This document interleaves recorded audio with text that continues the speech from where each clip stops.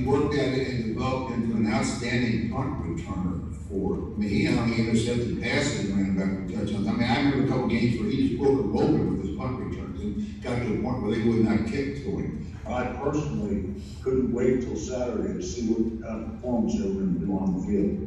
He was that kind of player. Derek earned it. He earned what he got insofar as the opportunity to go to the NFL. He had the right work ethic, who had done things right to get that shot. And we knew he'd do well.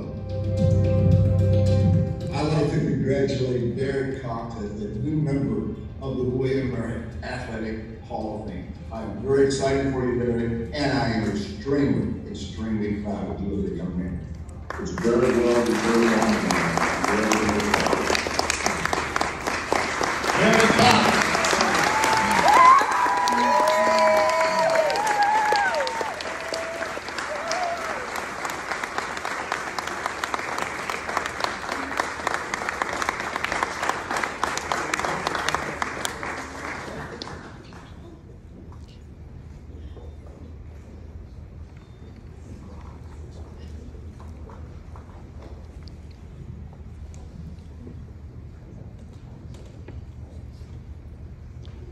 This is a tremendous treat, guys, and I'll give you a breakdown of just everything I'm going to get into because I'm the last one, so I know everybody's looking at the clock.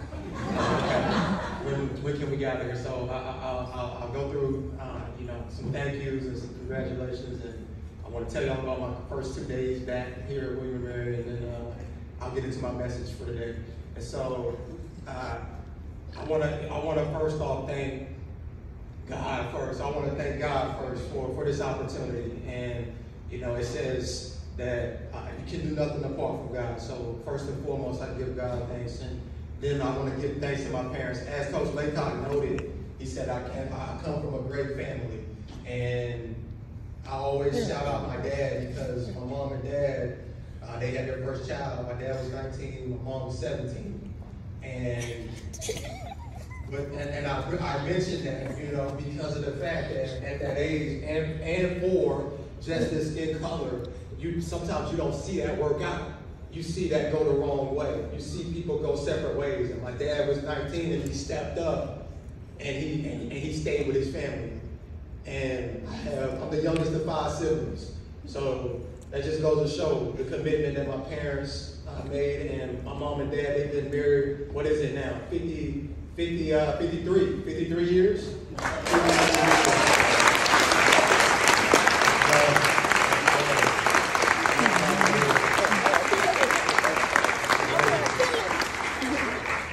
And I want to thank my entire table that came here to support me and show me love.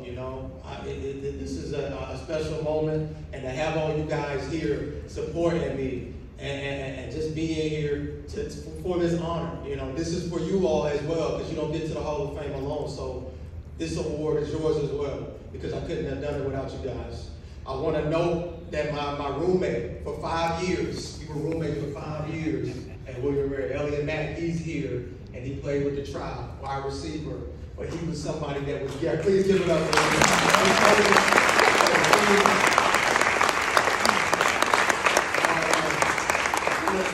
One of the co-captains as well, so that just goes to show his leadership, and he was somebody that I always bounced ideas off of. He was somebody that, when you are a leader, it can become stressful because of everything that's put on your shoulders. Just as a team captain, that can still become stressful, and he was always somebody that I would lean on to help see me through those times.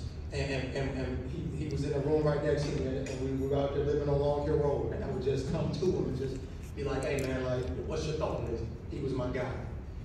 I want to congratulate all of the recipients tonight and give you guys an honor, because it's an honor to be up here with you all, to share this award with you all. Scott, thank you for the message. Coach Hawthorne, great message as well. And Mindy, thank you as well for the great message, because being here with you guys, this is tremendous. This is tremendous. Nothing that I set out to do. Being here in the hall, I don't think any of us made that our goal, something that we were going to pursue after. So to achieve it and have that to be a part of who we are, it's amazing. Today I want to share about the amazing experience that I was able to have. Oh, before that. I told you, I'm gonna tell you about my day, right? My 2 days here. I just want to get into that because I wanted to make this experience, me being back, I wanted that to be something that was like, as if I was still here on campus. And so I went and made sure I had dinner at the dining hall. I went right to the cab. Took me back to the old days of just being at the dining hall and eating.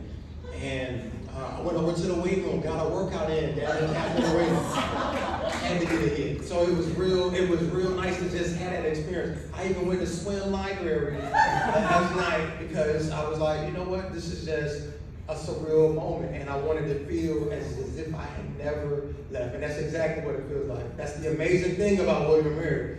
The experiences that you had in the 70s, you were running through the crib down, right? That's what you were doing. I mean, nah, you were running through the sunken garden. That's what you were doing. Right, you got out of the crib down.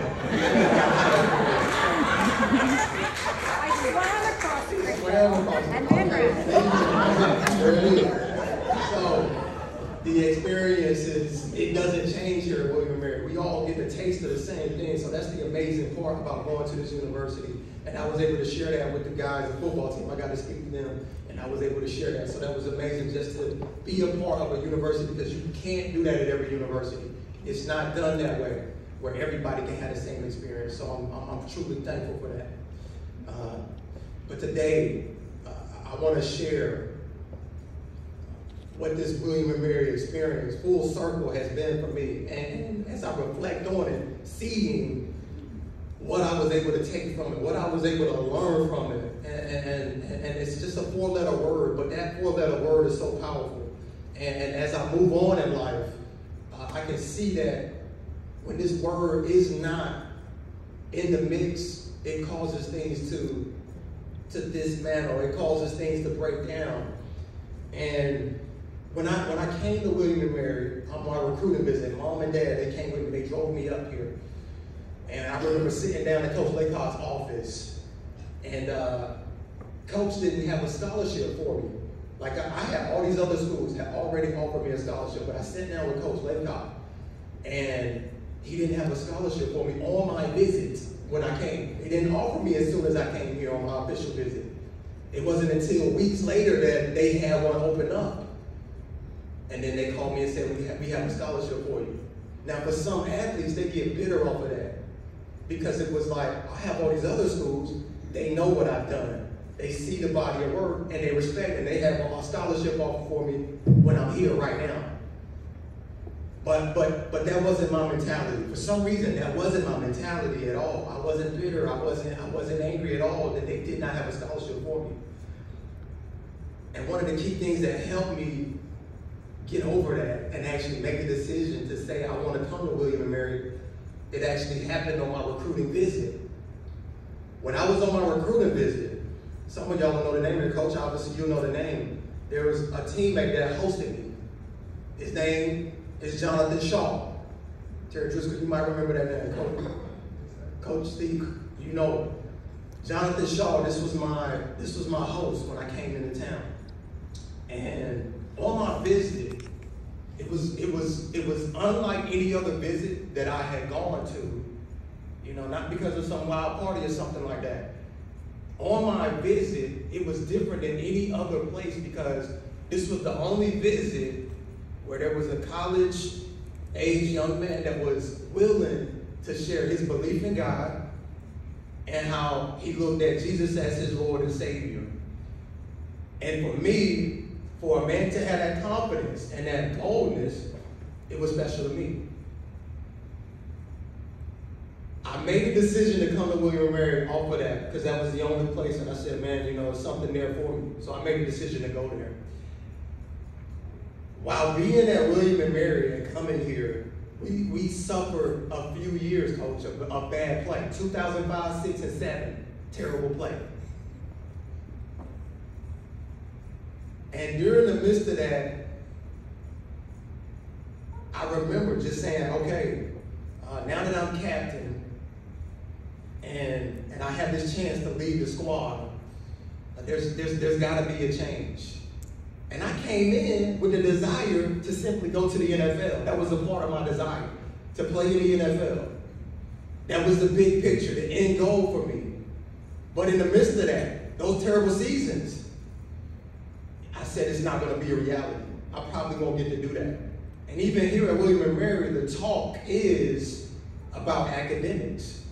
You gotta, what are you doing academically? Where are you going at after this when you graduate? And that's how professors spoke to me. What are you doing when this is over and done with? Football is a game. Life isn't a game. And so that was my mentality. I said, okay, this is no longer about me going to the pros. This is no longer about me doing all of this to make it to the pros. It became about the team, the program. And I shared this with the football team because I fell in love with William & Mary, the program. And the program is not brick and mortar, it's people. And I fell in love with everybody that was a part of the team. The whole setup, coaches and all. I fell in love with it. And my goal was to only see William & Mary get back on track because it had been a historically winning team. And I said, I want to help this team get back on track. And that's what my heart is devoted to. I sat down with the captains going into our senior year. And I said, we can't miss a single workout over the summer. June to July to August, we can't miss a single workout. If we don't miss, then we can demand out of everybody else that they be here every day. That's the only way we can demand it, is if we are here every day. I can't ask something to somebody else that I'm not willing to do myself. That was our mentality. We brought that into the summer. We had the greatest participation in years of guys being there over the summer. 60 plus guys staying in Williamsburg over the summer. And it's not as if they actually, they don't always have money for guys, for you to stay. That's what makes it hard. But guys made the sacrifice. Because as captains, we said, we're gonna stay here. We're gonna hold the line and we're gonna be here for every workout. And as a result, from the team being there like that every day over the summer, we saw the finished product enhanced. Everybody's production had elevated. So when we went into that season, we come out on the other side with the winning season. We go 7-4. We went from 4-7 to 7-4. And then talking to Pete Clausen, he helped me see that also affected next year's team when they went 11-3 because of the leadership that was just put in place and what we had left behind with the mentality, the work ethic that we were putting in. That experience just helped me see when you take your eyes off of your own goals, whatever you're pursuing after, whatever you desire, whatever your dreams are, once you take your eyes off of that and you put it on other people, then you can see everything that you want come about. It can come to fruition without you being simply self-focused, self-interested, self-motivated. And so when I think about the experience that I had at William & Mary, that's exactly what I talk about. Is how love was transformational for me. It said, do nothing without selfish ambition and conceit. Be humble of mind. See others as greater than yourself.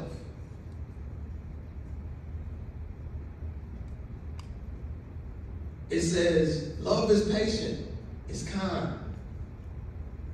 Not envious, not boastful, not proud, not rude. Not self-seeking, not easily angered. It doesn't keep record of wrongdoing. Coach London told me today, he said, Cox, I feel like I was put here, I was planted here. God planted me here so that I could nourish these guys and develop them. And as he's telling me this, I'm like, this coach loves his players. And when you love your players, I was thinking, Coach, I didn't tell him this, but this is what I know, Coach. It's not you're going to get sustained. You don't have to worry about your player sustaining you. His sustenance is coming from God, as he said, because his feet are planted right there where he's supposed to be. And so for everybody in here, your feet are planted somewhere on a team, with the organization, a marriage, a relationship, a family. We all are planted somewhere. And you get an opportunity to be the one that leads with love. It's not about being sustained by somebody else giving you love back.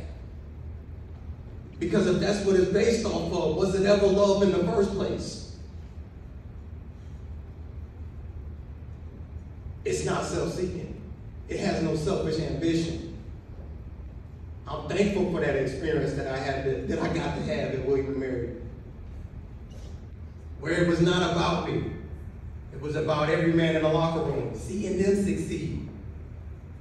And what greater feeling is it is now today when those guys come back and tell you the effect that you had on them, how it impacted their lives. I didn't know that's what I was getting into, but I'm so thankful for that experience because, as I said, I've seen in my life when love is not what's being led with, things get dismantled. Things self-destruct. So I'm challenging everybody in here that same way with whatever you're doing. Let that be how you lead. It's not about being right. It's not about winning an argument. It's not about your way. None of that. It's about living righteous.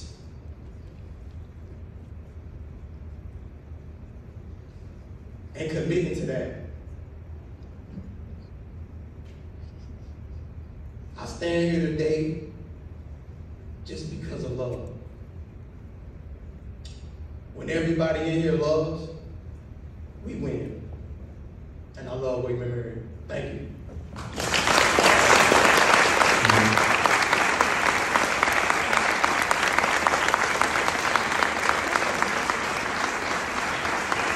Very Cox.